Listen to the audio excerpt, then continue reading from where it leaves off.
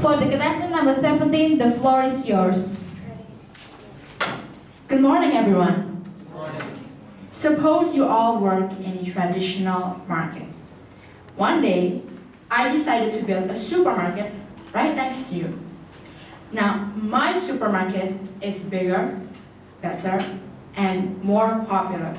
So popular, even your most loyal customers now shop at my place instead of your market. Now the question is, how would you feel about that? Will you be okay with it? Or will you get mad? Because hey, I just stole your most loyal customers with what I have. Now, ladies and gentlemen, conflicts like these are becoming huge, especially within the online and conventional transportation businesses. An example that we can all relate to is the business between Gojek and conventional ojek drivers, more commonly known as ojek pangkalan. Now, the conflict got so bad, these ojek pangkalan drivers are beginning to cause a fuss on the streets, which we could all see on the news. And it got so bad, even the president himself had to intervene.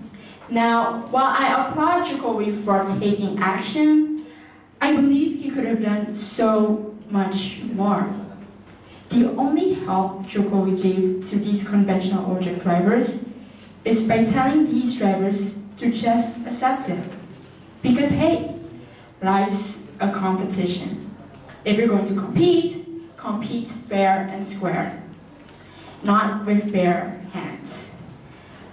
Unfortunately though, the business between Gojek and conventional ojek drivers is anything but fair. Now, to begin with, let's take a look at the unfair competition between these two businesses. For starters, Gojek is led by a Harvard graduate who has a master's in administration business. Aside that, behind that system is a team of experienced people who do their research on what interests the public like us. Promotions, discounts, you name it, they got it. And lastly, Gojek makes use of social media to expand their promotions. As I'm speaking right now, Gojek currently has more than 167,000 followers on Instagram. That is literally the total enrollment of UNAS times 27. Now, basically, Gojek has privileges that most conventional ojek drivers could never afford. And that, ladies and gentlemen, is what's affecting these conventional ojek drivers so badly. You see, the conventional ojek business is a business of the lower social class, meaning they do not have the same resources as Gojek. Because of that, conventional ojek drivers aren't able to keep up with Gojek's advanced ways. In the end, conventional ojek drivers start losing customers. And when they lose customers, they lose money. 100,000 rupiahs per day reduces to only 30,000 rupiahs. And besides that, they still need the money to provide food and education for their families back home. And if the money they need for support gets cut, who wouldn't get mad? Of course, sadly, the public still criticizes these conventional ojek drivers because of their fussy attitude on the streets. And while I believe that violence is never the answer, if we dig deeper into the problem, if we look behind their anger, we can see that these conventional ojek drivers are trying to make a point. And that point is that they want us, the privileged, the ones who aren't in the conventional ojek business, to actually provide a practical solution for them, because they cannot do anything due to their lack of resources. Now, I'm not saying that we should all drop Gojek and start riding conventional ojek drivers. All I'm asking is for us to simply respect these conventional ojek drivers. If we cannot provide a practical solution to fix the problem, the least we could do is to allow them to save face. Thank you. Good afternoon, ladies and gentlemen. If you all had the ability to choose a superpower, what would it be? Would it be the ability to fly? Would it be the ability to teleport? Or maybe something else that's extraordinary?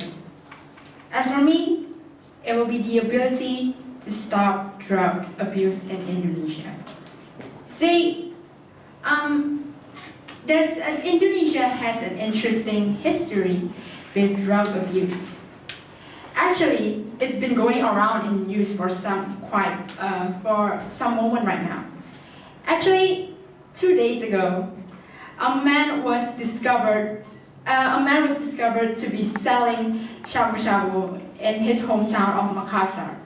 And then just yesterday, a man was found to be selling shabu shabu again in South Jakarta, in the form of snack packaging. So could you imagine if children were to buy these snacks, which are actually just drugs in disguise? That would be really dangerous. Now, there's actually a pattern going on around here. See, what we don't realize is news of drugs abuse in Indonesia are so common. In fact, in Liputan 6, there have been at least 7 news of drug abuse in Indonesia. Yet, the only ones that blow up recently are just one or two. Like, for example, the drug abuse by international offenders from Australia. It's very rare. To us, it seems like drug abuse is such a rare occurrence in Indonesia, but in reality, it's actually very common. Now, we have a problem here, ladies and gentlemen.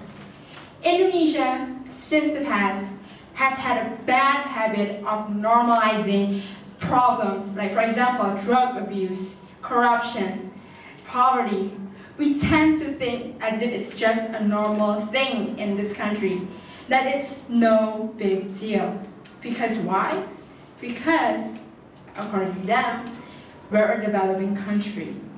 Since we're a developing country, that means whatever bad thing that happens to us, then it's normal, because we're not as developed as other countries. But that's the problem, ladies and gentlemen, because of this, we form the mindset of being accepting of our own problems, of our own dangerous nationwide problems. Now, we can provide many practical solutions to this. We can, stop drug abuse with the help from governments or with the help from activists and such. But if we don't eliminate this mindset of being so accepting towards our own problems, then when can we actually try to implement those practical solutions? I know problems like these are so common, but problems are problems. They still bring harm, no matter how normal they seem to our own country. Just because we're a developing country, that doesn't mean we should be accepting of getting our own problems and making sure that and having any harm done to our own nation. And how will we ever fix our own problems if we keep having this own mindset? Indonesian society needs to realize that all problems in Indonesia, no matter how big or small, no matter how serious, no matter how common it is, these problems are still problems, and problems need to be solved for the betterment of our own nation. I can provide a practical solution again, ladies and gentlemen, but through this speech, I will make sure that each and all of us has a better mindset when we view towards problems like this. I'm not a huge superhero. I don't have the power of flight or teleportation. But who says that superheroes need to wear capes? So, thank you.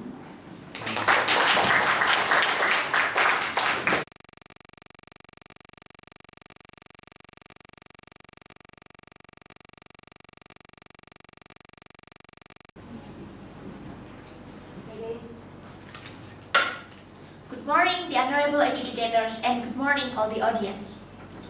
Plastic bag is a massive problem in Indonesia. In fact, Indonesia is the world's second largest plastic waste producer by producing 187 million tons each year. How could this situation happen? Well, plastic bags are common in consumers and retailers as they are a cheap, strong, lightweight and hygienic way to transport food and other products. However, plastic bags contribute to the greenhouse gases, clog up landfills, litter the streams and streets, kill the wildlife, and also take 1,000 years to degrade. Well, as we all know, plastic bags give so many bad impacts. The sea mammal can easily mistake the plastic bag for food because the plastic bag looks like a jellyfish. Plastic bags also inhibiting soil nutrients, so it has more potential to kill over and over again. Now, the government is trying to change consumer behavior starting on February 21st, 2016. The 22 cities have implemented a fee for plastic bags they always used to get for free. The plastic bags, this policy imposed to all retailers, including supermarkets, stores, and also vendors in traditional market. We think that plastic bags are hard to escape from our daily life. But if we want to try, there are always alternatives for plastic bags, including this plastic bag policy. The minimum and recommended price has been set by the Environment and Forestry Ministry, which is 200 rupiah including tax. In addition, the government's policy can be changed by the regional policy, which is, for the example, the city of Balikpapan set the higher price for the plastic bag, which is 1,500 rupiah, and Makassar set 3 times as much as that. Because the government thinks that 200 rupiah is too cheap for plastic bag, so they have to set higher price, they have to set stronger regulation. Although the regulation is in a trial period and also held in a few cities, I think that the government needs to legalize this regulation in the nationwide because plastic bags can cause a damaged environment and plastic bag can give so many bad impacts. So the government needs to take action and we need to support them. Well, this policy doesn't force people. There is a difference between banning plastic bags and charging a fee for plastic bag. So the price is still preferable and it is hoped that people think whether they really need the plastic bags or not and discourage people from using plastic bags. And we can support the government, we can support this policy by bringing our usable bags, by recycling plastic bags and refusing the employees when they ask plastic bag for us. It is easy, right? So we have to support the government. We have to support this policy because plastic bags is really dangerous. So the question is, have you escaped yourself from plastic bag? Stop the plastic, cut the plastic. Thank you.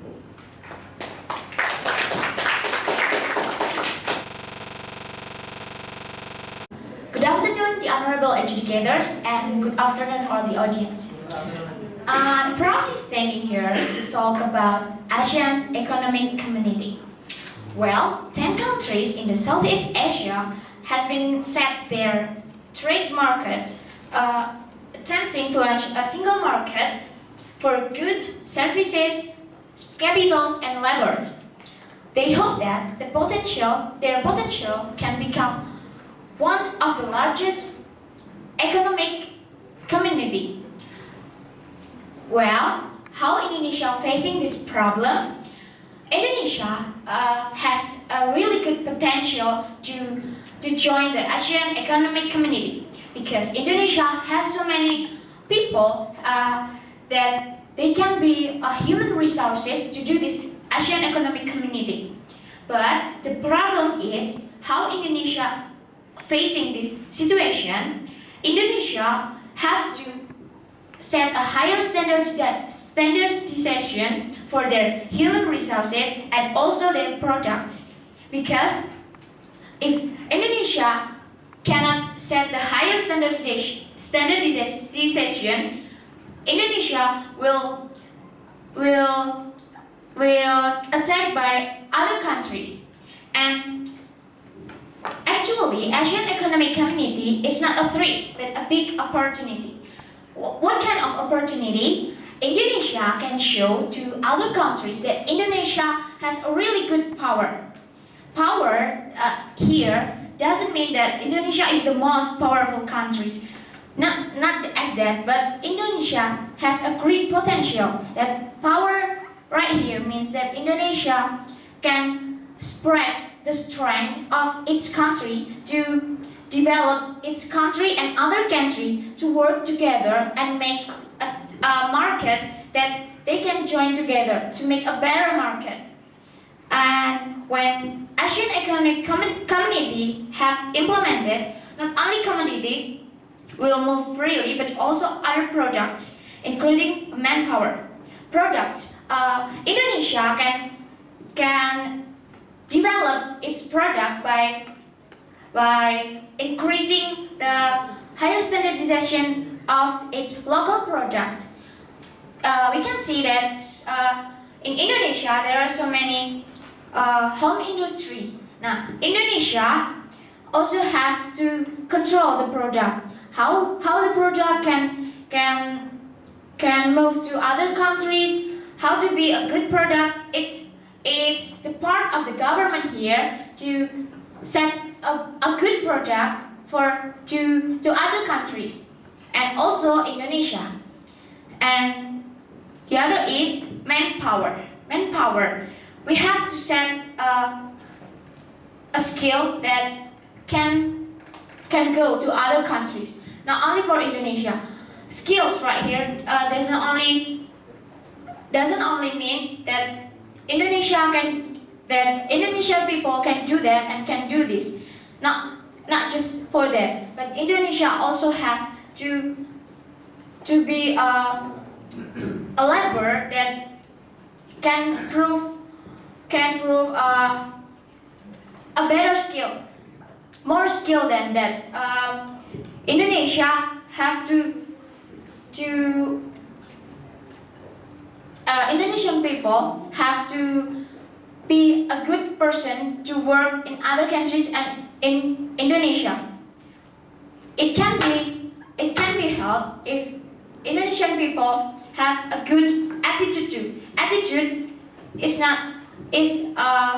really important because there are so many good laborers, there are so many good people, a hard worker, but has a bad attitude. So Indonesia have to improve the products, their laborers, their human and natural resource, and also think about the attitude. I think that's all from me. Thanks for your attention. Good afternoon.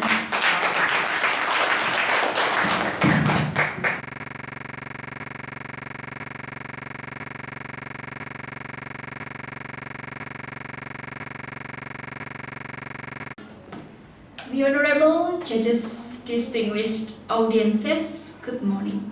Good morning. In this occasion, I'd like to deliver my speech entitled The Influence of Online Public Transportation Towards Conventional Public Transportation. Well, let me ask you a question. What word will you say describing Jakarta? Crowded or jamming city? Well, Jakarta is on the first list of the most jamming city in the world with 33 33,240 times frequency of pulling gas and brakes confirmed by Castrol Company. In that condition, Ojek became the most reliable conventional public transportation until 2011, when Gojek, as the innovative online public transportations, became so popular. In no time, Gojek becomes so popular, not because of the innovation that it has, but because of the conflict that is happening between Ojek and Gojek. In Cibiru, Bandung, as an example, there were 4 Gojek drivers who became the victims of mistreatment done by the Ojek drivers on Thursday, 22nd October 2015, confirmed by Sharoni, one of Panileukan police. The cause of this conflict is the madness of Ojek drivers who regard Gojek as the cause of losing customers. In fact, according to Sandia, as the General Manager of Corporate Relations, Gojek is not created to discriminate Ojek, otherwise to help the Ojek drivers to be compatible in this world using technology. Rather than blaming, why don't Ojek and Gojek work together, hand in hand, and grow up together? Well, ladies and gentlemen, I found no reason to omit Gojek, which is profitable and socially accepted. Gojek, as I think, is needed to be supported by the government or even the society themselves because of some logical reasons. First, Gojek is the innovative social entrepreneurship. As the innovation, Gojek provides 4 kinds of services like instant courier, and then shopping, transport, and corporate. So, why do the customers get 1-in-1 using Ojek if they can actually get 4-in-1 using Gojek? Second, Gojek makes possible for all customers and all drivers to save their times and energy. Using technology, the customers do not have to walk along the route. They just have to stay at home and download Gojek mobile application to make an order. Besides, the drivers can be easily connected to the customers, and there's no need to wait with uncertainty in some certain places. Well, another reason is supporting Gojek can minimize criminality. According to the Governor of DKI Jakarta, Ahok, many crimes like kidnapping, rape, and murder all damage the image of Ojek, but Gojek corrects the public trust with many profitable services. In order to minimize criminality, Gojek controls the cost obtained for all customers, and then the ID card and also the psychological conditions of the drivers. The last powerful reason is the loss mentioned by Ojek drivers is actually covered and paid completely with the more benefit than the wider range called society. Then it is clear that erasing Gojek is unwise upon all reasons. Otherwise, the government is suggested to make such socializations for the drivers relating to the innovation that they can make together. Last word, together for a better future. Thank you.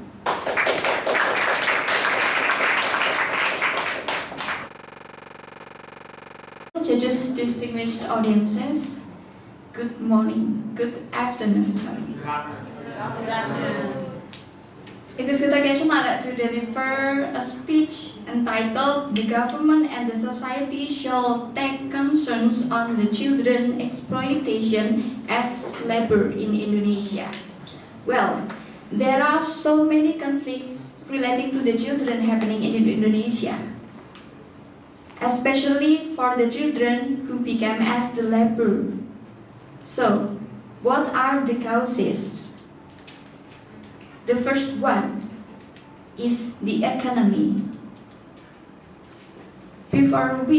And then the second one is the culture, and then the education.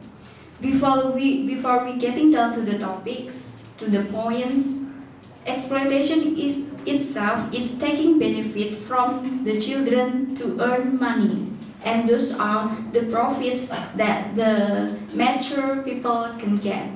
So actually the children get nothing from that situation. Well, let's talk about the economy. Because as we know that in Indonesia, the societies are including, let's say, with a low income, so they really do not ready to face the modern area, the modern time, and they just get, for example, in the industry, maybe the officers only get, let's say, 1 million. But what about the needs in the daily? They need to buy this and that, and everything are rising from year to year. So this is the main problem. Why at last the children have to work to earn money. From some cases, it is so surprising that the children who work, they do not work because of the order of the mature or the parents. Sometimes we can see from many mass media like TV, newspaper, many children work because of their own heart. They want to, because they want to. But their parents do not ask him to. Why? Because the children feel sad looking at the parents working so hard, and there seems like no solutions. They owe money from the bank and people, but they have no money to pay back. So the second one is the culture and the lack social control. For example, people who work in the government regulations, they do not really take concerns on that things, as the KTP and everything relating to it. They do not really take concern. For example, if I, as the society, say to the police, there is a children who work there, but nothing. They do nothing. They just busy with the meetings, just like that. I saw the real chaos happening in Tugu Muda Semarang, and I guess that's the real example that we can do as the government and the society. There were some young generations who really be the volunteer to teach the children